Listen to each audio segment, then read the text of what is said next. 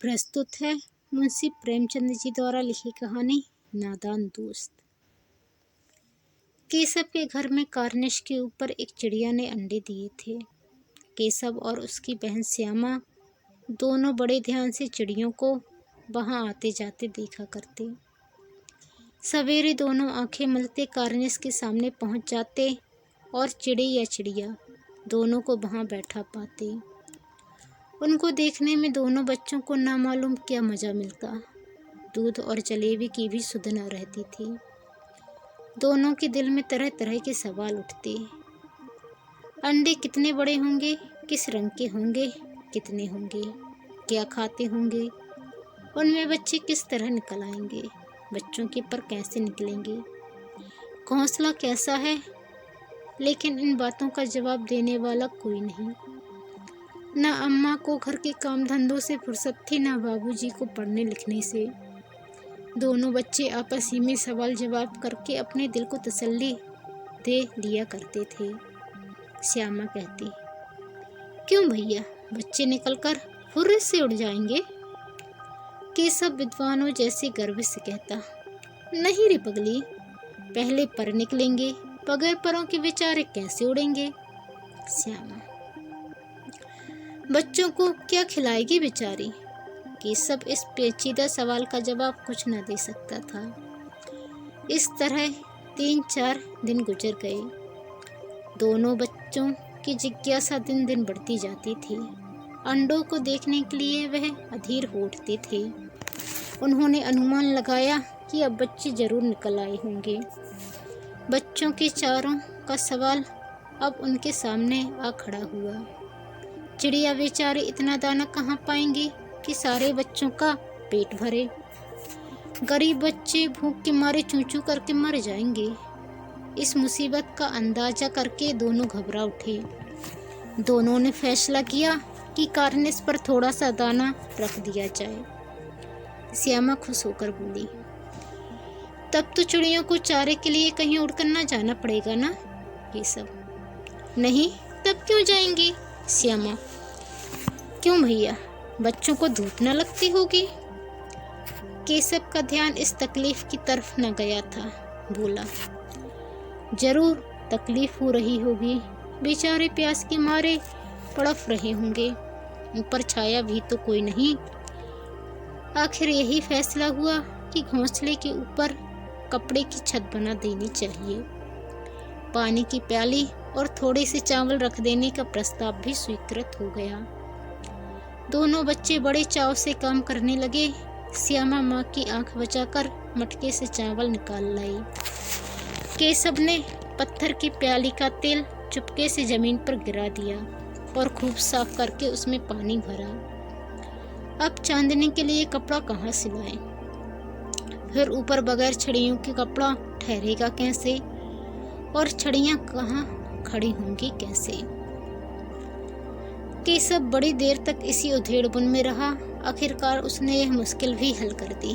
श्यामा से बोला, जाकर कूड़ा फेंकने वाली टोकरी उठा लाओ, अम्मा जी को मत दिखाना। श्यामा, वह तो बीच में फटी हुई है, उसमें से धूप न जाएगी।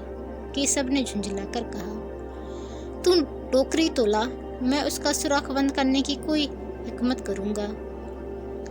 श्यामा दौड़कर टोकरी उठा लाई। केशव ने उसके सुराख में थोड़ा सा कागज ठूंस दिया और तब टोकरी को एक टहनी से टिकाकर बोला, देख, ऐसे ही घोंसले पर उसकी आड़ दूंगा, तब कैसे धूप जाएगी। श्यामा ने दिल में सोचा, भैया कितने चालाक हैं। गर्मी के दिन थे, बाबूजी दफ्तर गए हुए थे, अम्मा दोनों बच्चों को कमरे में सुलाकर खुद सो गई थी। लेकिन बच्चों की आंखों में आज नींद कहाँ। अम्मा जी को बहकाने के लिए दोनों दम रोके आंखें बंद किए मौके का इंतजार कर रहे थे। ज्यों ही मालूम हुआ कि अम्मा जी अच्छी तरह सो गई, दोनों चुपके से उठे और बहुत धीरे से दरवाजे की सिटकनी खोलकर बाहर निकल आए। अंडों की हिफाजत करने की तैयारियां होने लगी। केशव कमरे में से एक स्टूल उठा लाया, लेकिन जब उससे काम न चला तो नहाने की चौकी लाकर स्टूल के नीचे रखी और डरते डरते स्टूल पर चढ़ा। श्यामा दोनों हाथों से स्टूल पकड़े हुए थी। स्टूल के चारों टांगे बराबर न होने के कारण जिस तरफ ज्यादा दबाव पाता था जरा सा हिल जाता था। उस वक्त केशव को कितनी तकलीफ उठानी पड़ती थी यह उसी का दिल जानता था। दोनों हाथों से कार्निश पकड़ लेता और श्यामा को दबी आवाज से डांटता, अच्छी तरह पकड़ वरना उतरकर बहुत मारूंगा। मगर बेचारी श्यामा का दिल तो ऊपर कार्निश पर था। बार बार उसका ध्यान उधर चला जाता और हाथ ढीले पड़ जाते। केशव ने ज्यों ही कार्निश पर हाथ रखा दोनों चिड़ियां उड़ गईं। केशव ने देखा कार्निश पर थोड़े से तिनके बिछे हुए हैं और उस पर 3 अंडे पड़े हैं। जैसे घोंसले उसने पेड़ों पर देखे थे वैसा कोई घोंसला नहीं है। श्यामा ने नीचे से पूछा, कै बच्चे हैं भैया? केशव, 3 अंडे हैं, अभी बच्चे नहीं निकले। श्यामा, जरा हमें दिखा दो भैया कितने बड़े हैं? केशव, दिखा दूंगा, पहले जरा चिथड़े ले आ, नीचे बिछा दूं। बेचारे अंडे तिनकों पर पड़े हैं। श्यामा दौड़कर अपनी पुरानी धोती फाड़कर एक टुकड़ा लाई। केशव ने झुककर कपड़ा ले लिया। उसके कई तह करके उसने एक गद्दी बनाई और उसे तिनकों पर बिछाकर 3 अंडे उस पर धीरे से रख दिए। श्यामा ने फिर कहा, हमको भी दिखा दो भैया। केशव, दिखा दूंगा, पहले जरा वह टोकरी दे दो, ऊपर छाया कर दूं। श्यामा ने टोकरी नीचे से थमा दी और बोली, अब तुम उतर आओ, मैं भी तो देखूं। केशव ने टोकरी को एक टहनी से टिकाकर कहा, जा दाना और पानी की प्याली ले आ, मैं उतर आऊं तो दिखा दूंगा। श्यामा प्याली और चावल भी लाई। केशव ने टोकरी के नीचे दोनों चीजें रख दी और आहिस्ता से उतर आया। श्यामा ने गिड़गिड़ाकर कहा, अब हमको भी चढ़ा दो भैया। केशव, तुम गिर पड़ेगी। श्यामा, ना गिरूंगी भैया, तुम नीचे से पकड़े रहना। केशव, ना भैया, कहीं तू गिर पड़ी तो अम्मा जी मेरी चटनी ही कर डालेंगी, कहेंगी तूने ही चढ़ाया था। क्या करेगी देखकर? अब अंडे बड़े आराम से हैं, जब बच्चे निकलेंगे तो उनको पालेंगे। दोनों चिड़ियां बार बार कार्निश पर आती थीं और बगैर बैठे ही उड़ जाती थीं। केशव ने सोचा, हम लोगों के डर के मारे नहीं बैठती। स्टूल उठाकर कमरे में रखाया, चौकी जहाँ की थी वहाँ रख दी। श्यामा ने आंखों में आंसू भरकर कहा, तुमने मुझे नहीं दिखाया, मैं अम्मा जी से कह दूंगी। केशव, अम्मा जी से कहेगी तो बहुत मारूंगा, कह देता हूँ। श्यामा, तो तुमने मुझे दिखाया क्यों नहीं? केशव, और गिर पड़ती तो 4 सरना हो जाते। श्यामा, हो जाते, देख लेना, मैं कह दूंगी। इतने में कोठरी का दरवाजा खुला और माँ ने धूप से आंखों को बचाते हुए कहा, तुम दोनों बाहर कब निकल आए? मैंने कहा था ना कि दोपहर को ना निकलना। किसने किवाड़ खोला? किवाड़ केशव ने खोला था, लेकिन श्यामा ने माँ से यह बात नहीं कही। उसे डर लगा कि भैया पिट जाएंगे।